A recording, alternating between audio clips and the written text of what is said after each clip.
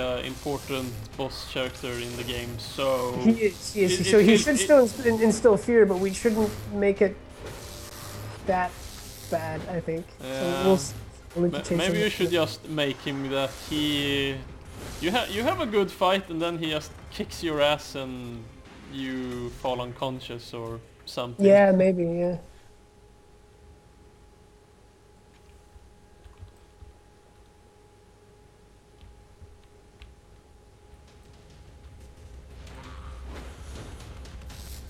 Oops. I have to get used to not hitting escape on a full screen. Yeah. I think come back here. I think that's one of the reasons why I wanted to play the game for a little time before we started also, so I don't keep pressing escape to take away menus and stuff. Right. Oh, if that reminds me, if you want to take better shots of the game, if you hit the semicolon button, it takes away the UI. Ah, there it was. I was looking for that. Yeah, we didn't have that before. We only added that in beta, and it's really good for showing the game around. And H, if you hit H, it takes away character names, so you can take much better shots. Ah, okay. That's good to know. Ooh, Ah, there's the big dude again. Whoa, okay. Don't worry.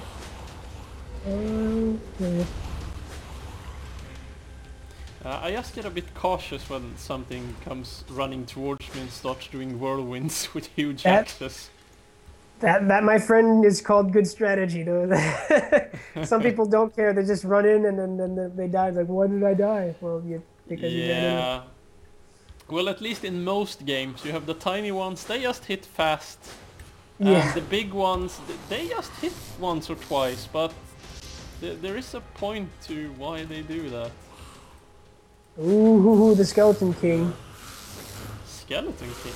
Oh, level 16. How fun. Yeah, you might want to care. Oh, he's going after you. Whoa. Too. Shit.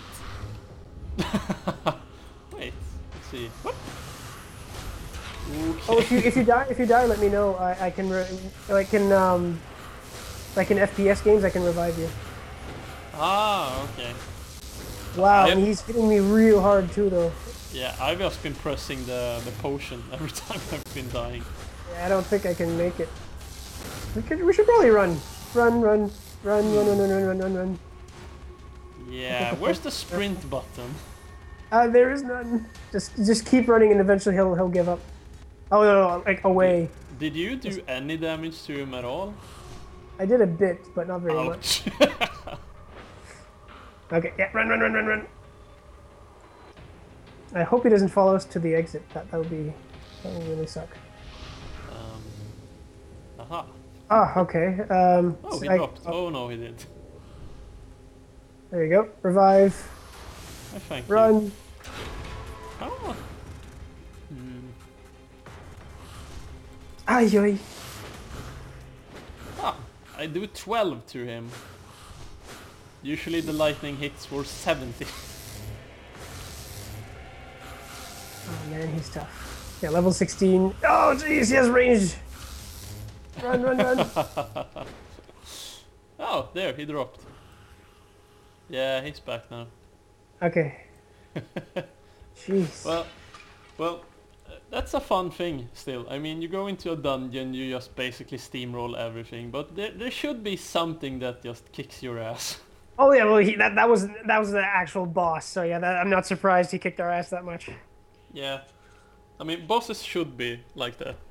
Oh yeah, yeah. You need a bit of strategy, or you need more levels. Yeah, that's good to bring in a team as well.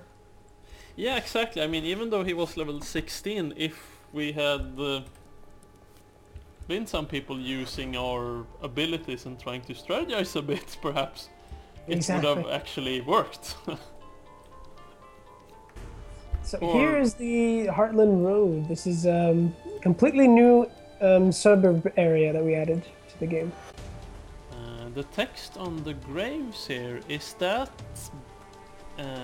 based on any language or is it just made up? Yeah, that's loosely. This one is loosely based on um, Norse runes. It looked familiar. Yeah, it's. I'm trying to remember which language it is, but every like in the beginning, there's four different human races. They all have their own different language and scripts. Ah, okay. So if you actually learn those scripts, you could read what is actually written on those graves. They actually say something if you know, Well, that's because they're all phonetic. Yeah. well, that's fun.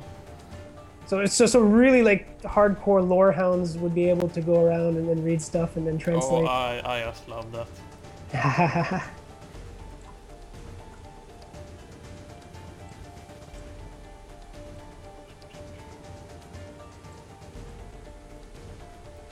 So yeah, this is the Heartland Road. This is more of a instead of being a wide area, it's a very long like a long road area, which is perfect. It takes a while to walk from one end to the other, but that's when it's perfect to have one of these. Yeah, those things that I asked about last time. Yeah, horses don't exist in this game, but these things do. Yes, that's good. Although I might think that, I don't know, some steampunk horses would be kinda neat. Oh yeah, if they're mechanical, yeah, they could work. But in this world, nobody has ever Yeah, seen or them, so nobody would some... even know what they would look like. So we went with bikes instead, much cooler. That's nice. So, how many different bikes are there? There technically there's only one bike, Hmm. which is the Heartland Valiant. That's the only bike we have right now. There's going to be more, of course, later Okay. on. But that's the first of the bikes, and as you upgrade it, that's how it changes appearance and color. Oh, okay. So, can you customize it in different ways, or? Eventually, we plan to be able to customize your bike with some different uh, aesthetic changes. So that would Oh, be one of the ways to make stuff that you can sell through Electrum, just to customize without adding stats, just to change the look and make it more unique. yeah. So like different skins and stuff. Yeah, I find that to be a lot more fun than here. Collect 500 different mounts. Yeah, no. We prefer like we do with the characters. We prefer and the weapons actually. You may notice we don't have a huge variety of weapons, but what does change is all the mods that you can add to it. Yeah, that I remember. But yeah, I mean it doesn't really matter if you have just a few base things, but if you can add a couple of hundred different things to your gear and change it like that, that works. It works perfectly.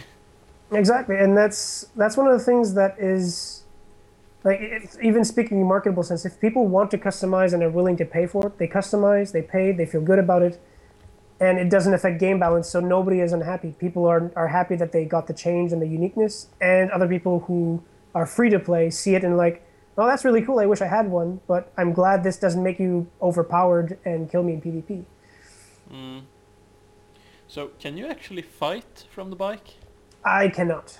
No. The bike is for fast movement only. Ah, okay, so we can't be doing any Final Fantasy 7 huge blade headshots going in 200 plus. No, unfortunately not. Although that would be awesome. It's a shame, but understandable. Yeah, there are still certain limitations. Like, you know how they like the game is we keep the loading times low.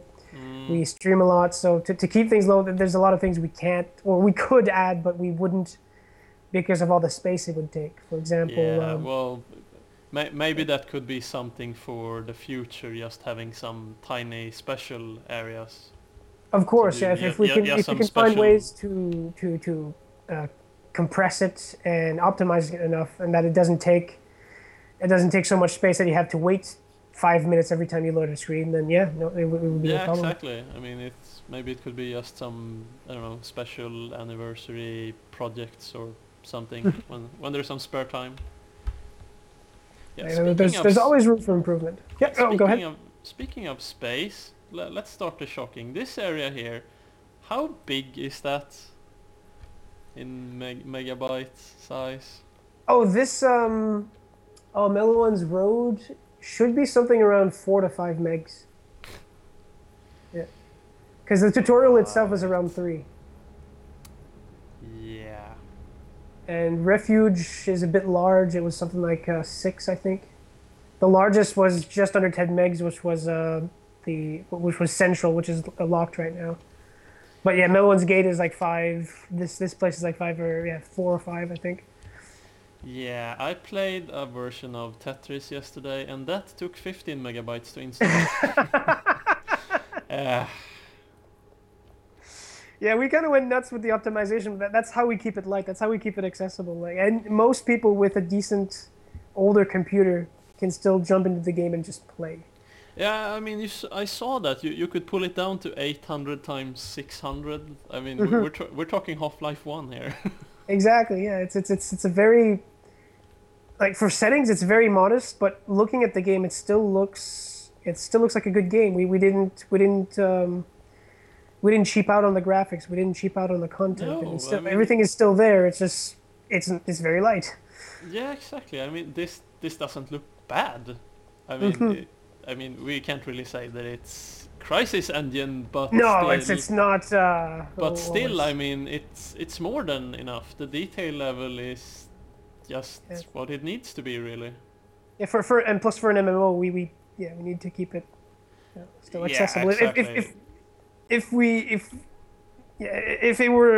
it looked like, let's say, like LA Noire or one of the later games like Mass Effect 3 or something, that imagine the space that would take to not Yes, just it's, load the game itself, but all the information of all the players that could be on there. Oh man, yeah, exactly. I it would mean, look beautiful, but you'd get annoyed by. yes, I mean, Terra, for instance. God, that looks beautiful. But yeah, Yeah. I don't really think people understand how much time, effort, and hardware, not to mention money, that goes into creating a MMO of that scale and type. Yeah, it's crazy. You need, and plus not just you know, the team it takes to maintain it, not just create it, but to maintain it. Servers, maintenance, everything, and continuing to improve it. And I mean, if you at some point consider even, I mean, updating the graphic engine, the like at least some do now and then, even if they just improve on some detail levels. I mean, it's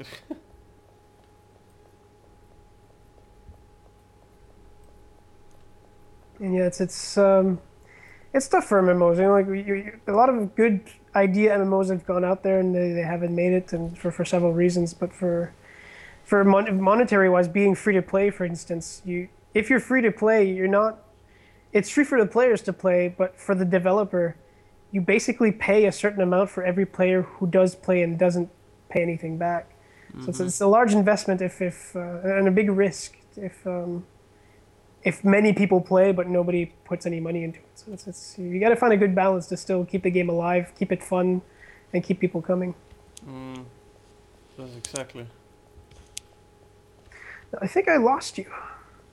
Oh, I am at the. I can't actually see you on the map anymore. Yeah, me neither. I'm just under Temrin Stacks on the map there.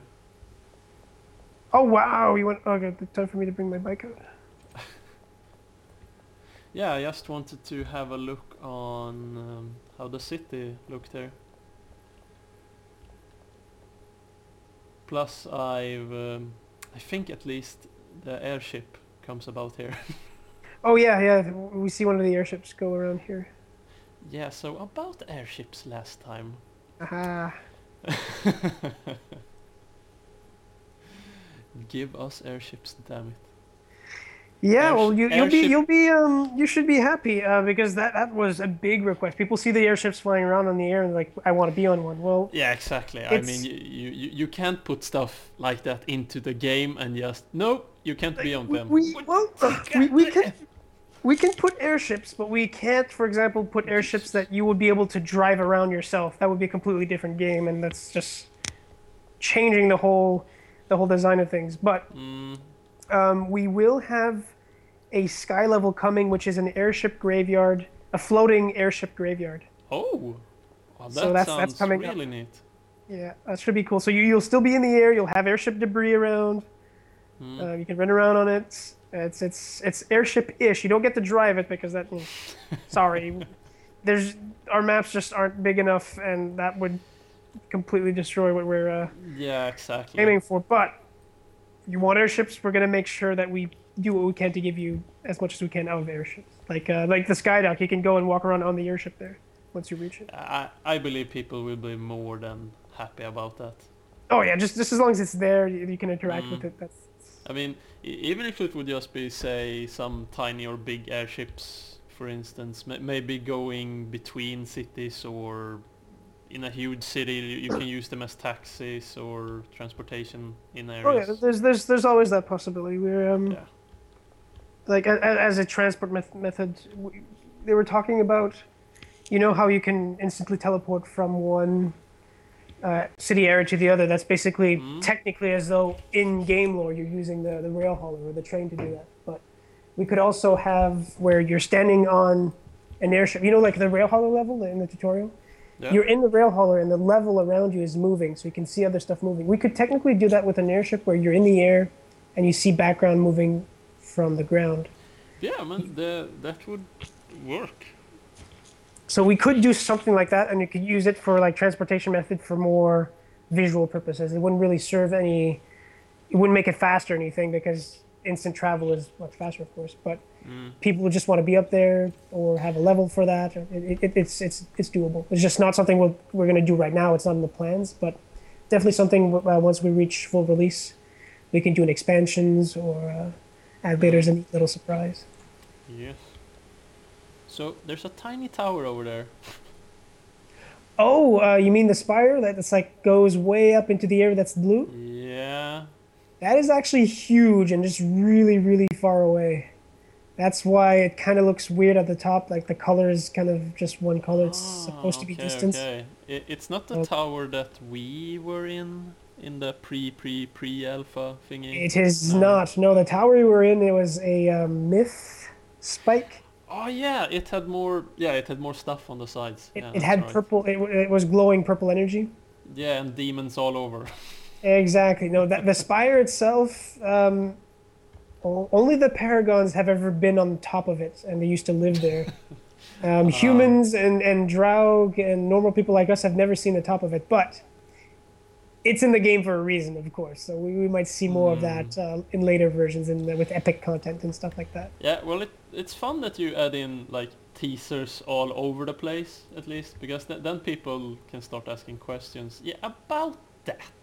Exactly. That's what we did with dwarves because there were dwarf NPCs everywhere in Alpha, but you couldn't play a dwarf. So people were like, "Wait, I've met elves, I've met humans, and I've met greenskins everywhere, and I can play them. But then there's the dwarf. Why can't I play the dwarf?" I'm like, because it's coming. It's coming later. Same with if you press space, you get that message. You're like, what Mhm, does that mhm. mean? Yeah, yeah. Yeah, it's kind of an inside joke with us at the company that we have an amazing community in our forums. People are really supportive of our game. We have really hardcore fans. We've gotten a couple of trolls, but they haven't stuck around. It was really Yeah, it's really cool. yeah. Well, But we realized the worst trolls in our game and our forum so far have been ourselves, the developer, because we keep teasing our players with stuff like dwarves, dwarves, airships, airships.